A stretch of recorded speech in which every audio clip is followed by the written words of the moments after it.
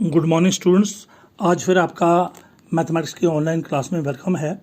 जैसा कि आप सब जानते हो कि हमारा जो टॉपिक चल रहा है मैथमेटिक्स का वो चल रहा है कंटिन्यूटी एंड डिफरेंशिएबिलिटी। कंटिन्यूटी तो हमारी ख़त्म हो गई थी, कल हमने इसके बीच में रिलेशन पढ़ी थी, relation between continuity and differentiability. हमने क्या देखा था कि if a function is differentiable at a point x equal to c then it is also continuous. So हमने निष्कर्ष क्या निकाला था कि every function which is continuous at a point is also differentiable, but every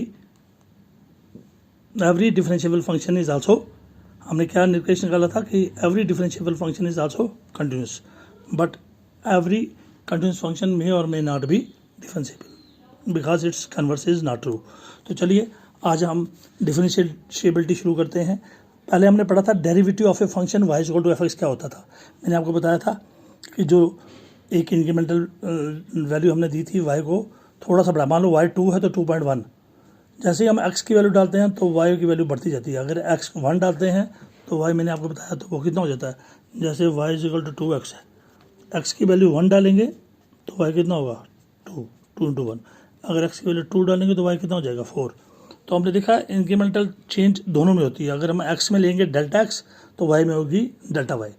अब हमने क्या कहा था, the limiting value of incremental ratio, ये जो दो इंक्रीमेंट्स लगाई है जब इनको डिवाइड करते हैं तो कहते हैं रेशियो। सो डेल्टा वाई थी वाई की इंक्रीमेंट और डेल्टा एक्स थी एक्स की इंक्रीमेंट, इनको डिवाइड किया तो इंक्रीमेंटल रेशियो लिमिटिंग वैल्यू इसकी।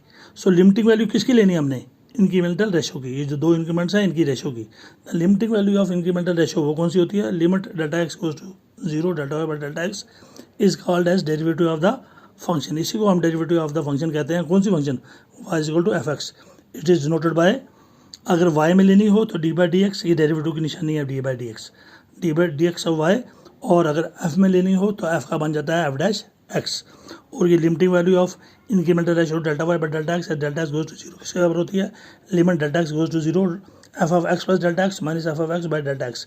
For the sake of convenience हमने डेल्टा एक्स के बदले एच लिया था, तो फाइनली ये लिमिटिंग वैल्यू किसके बराबर हो जाती है, derivative of the function Y.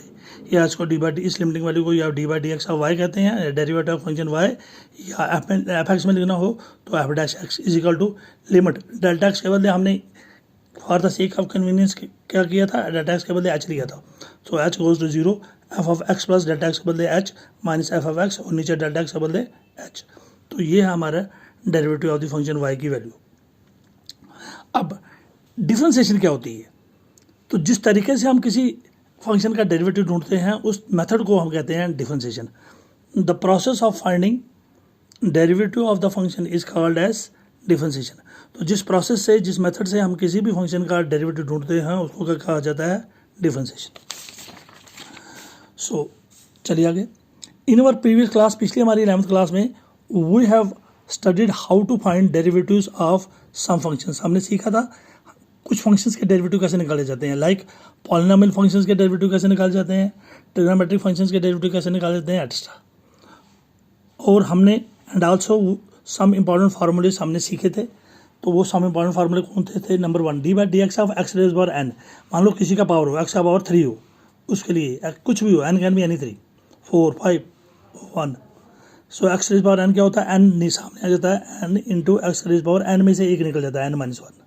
So X raise power N equal to N X N minus 1। For example मान लीजिए डी बाई डी एक्स निकालना हमने 2x3 का, 2 तो बाहर रहेगा, साथ में एक्स रेज पावर 3 है तो वहाँ पर एन था तो 3 नीचे आ गया, तो 3 नीचे आ गया एक्स के पास और एन में से 1, एन के 3 माइनस 1 तो क्या हो गया 3 माइनस 1, 3 नीचे आ गया, 2 तो पहले साथ में रहेगा और अंदर वाले की क्या होगी डिफरेंशिएशन, 3 नीचे आया 2 बाहर रहा, 3 नीचे आया 3x और एक्स का पावर एन माइनस 1, यानी कि एन में से एक घटा दो, 3 में से एक घटाया तो क्या आया 2। सो 2 बाहर रहा, 3x का पावर 3 माइनस 1 क्या हुआ 2, 3 2 का कितना हुआ 6x²।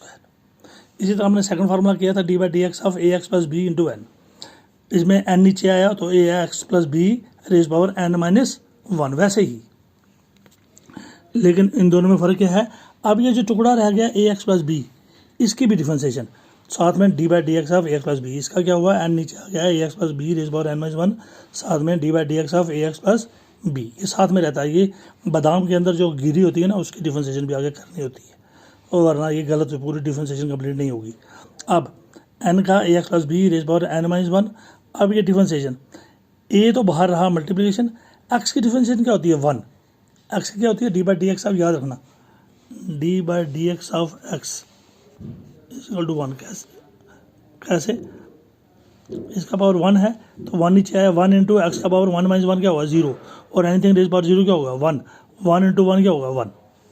तो एक्स की डिफ्रेंशिएशन यहाँ पर 1 है, 1 इंटू ए क्या हुआ ए, 1 इंटू ए क्या हुआ, एक्स की डिफ्रेंशिएशन 1 है, 1 इंटू ए क्या है ए इंटू एक्स की डिफ्रेंशिएशन 1 है, ए इंटू 1 क्या हुआ ए, और बी कांस्टेंट है, b d by D x of constant होता है 0। यहाँ पर तीसरा याद रख लो, d by D x of c. तो कांस्टेंट की डिफ्रेंशिएशन क्या होती है, बी हमारा कांस्टेंट है, वेरिएबल होते हैं एक्स वाई में, तो इसकी क्या है 0, तो यहाँ पर इसकी क्या है बी की है 0, तो एक्स की 1 है, 1 ए इंटू 1 हो गया ए, और एन ए से मटेरियल हुआ हो गया एन ए, साथ में a x plus B raise power N minus 1। For example d by D x of 2x plus 3 का पावर 2, 2 नीचे आएगा, 2 सामने फार्मूला का, एन नीचे आया था, 2x plus 3 raise power N minus 1 यानी कि 2 माइनस 1, और साथ में D by D x of 2x plus 3, तो 2x प्लस 3 का डी बाई डी एक्स। अब 2x प्लस 3 का क्या है 2 इंटू एक्स की डिफ्रेंशिएशन क्या है 1, 2 इंटू 1 क्या हुआ 2, और 3 जो है कांस्टेंट है इसकी 0 होगी।